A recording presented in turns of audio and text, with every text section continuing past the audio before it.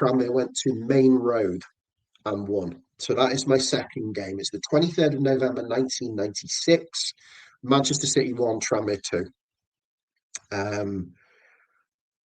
It seems it's a long time ago, but it seems amazing to be talking about us winning at Man City in the league. I think we went back a year later and got a draw as well. It was there, but that was an amazing experience. I was 16 at the time. We were going away to an unarguably big club, packed away and fantastic atmosphere.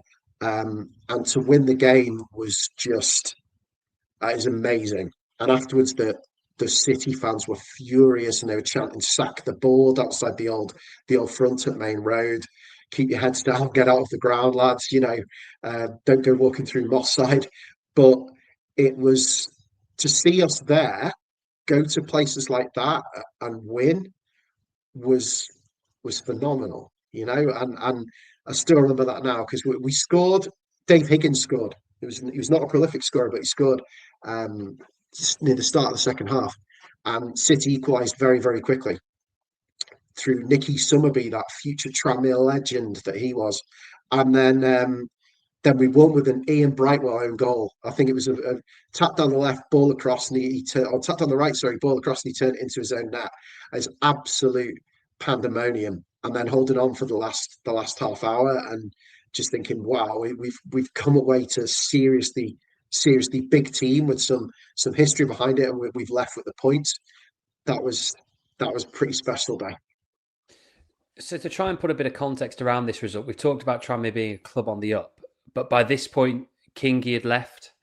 Obviously, the money that Peter Johnson had been ploughing into the club had gone as well because he'd gone over the water to Everton. So Tranmere weren't necessarily in the same place as they had been earlier in the decade, but they were still a team who could very much compete in the Championship as we know it now. And again, you look at some of the players who were on show in this match, and Aldo starts up front alongside a very young Ian Moore.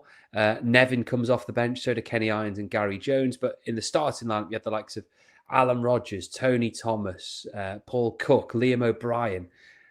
These are very, very talented players. Sean Teal, who had all played at the top level or would go on to play at the top level.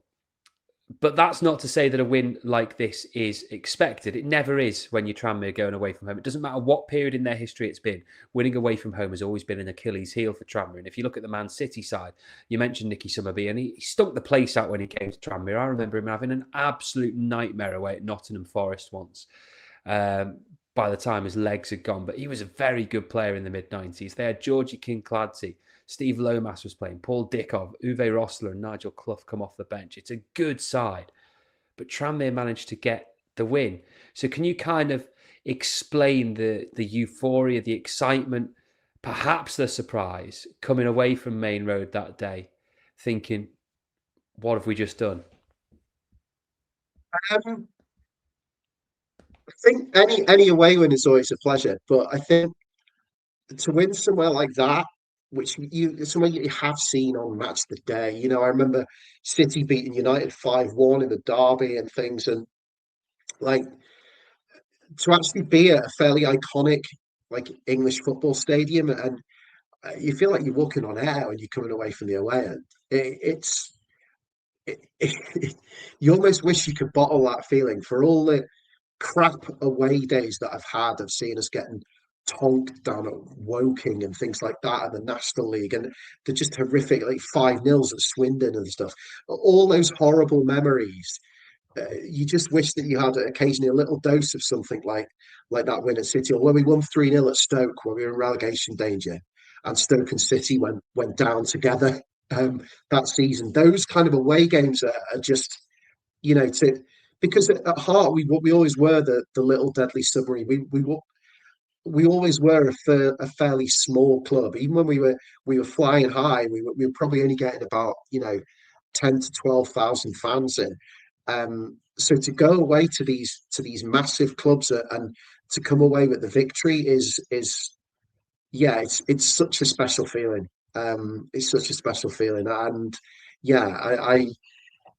didn't realise then that this was this was a Tranmere team that had slightly, if you like, past the peak.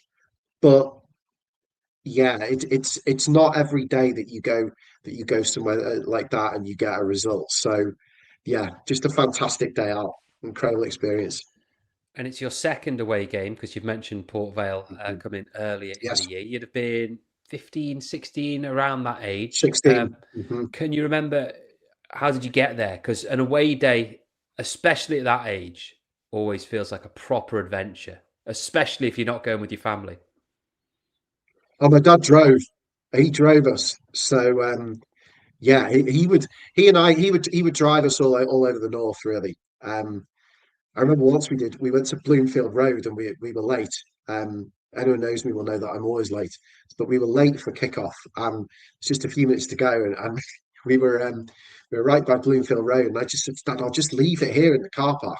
He's like, what? I said, yeah, just leave it here amongst the Blackpool cars. So of course he left the car there, went in the game, came out, and he got a ticket. Um, that that kind of stuff. But he drove us, and I do remember the journey back along the motorway, and just the absolute thrill of just what a day out. It's not. It, obviously an aspect to being a child to it, but it's just a great day out. You know, it's just you travel not too far away. It's only Manchester, and you go and you win the game, and what an incredible way to spend a Saturday. You know, and it's a really lovely like childhood memory.